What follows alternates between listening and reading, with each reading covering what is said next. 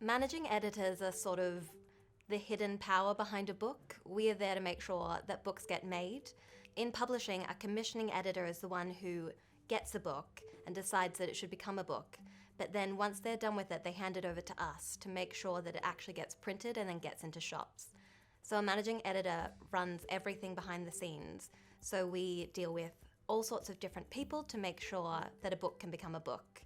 I think probably the most important people are the editors who work on the book, the copy editors, and the proofreaders who make sure that the text is the best it can be. But then there's also the other really, really important people. There are the production people who make sure that the books get printed and printed all over the world, whether that's in China or in the UK. And then there are also the lawyers who read our books to make sure that we're not going to get sued. And then there are also the typesetters and the designers who make the book look really, really great. So the role of an editor is often giving feedback to an author, and this is a really, really important part of the job. You have to help them make the text the best it can be, that their story is the way that they want to tell it, and also the story is what the publishing house thought we were publishing. We always want to make sure that the vision of the author and the publishing house align, because that's when we make magic. If you want to join publishing as an editor, the best way in is to start as an editorial assistant or join an internship program.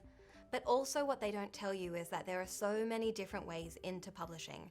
I didn't start out as an editor. I started out working in digital. I was writing articles, I was running newsletters, I was doing social media. But then I asked if I could join the editorial team, and they said yes. The best kind of editor is curious and engaged. You need to be looking around you, seeing what's happening, seeing what stories need to be told. You need to be reading a book and asking yourself, what's going to make this book better? What's going to make this book the best it can be? The biggest mistake people make about publishing is thinking that it's just full of people reading all day, sitting in libraries, just thinking about books. But actually, it's a trade. We're in the business of selling books, and you need to be incredibly commercial, and you want to make sure that your book is out there getting the most attention from the media.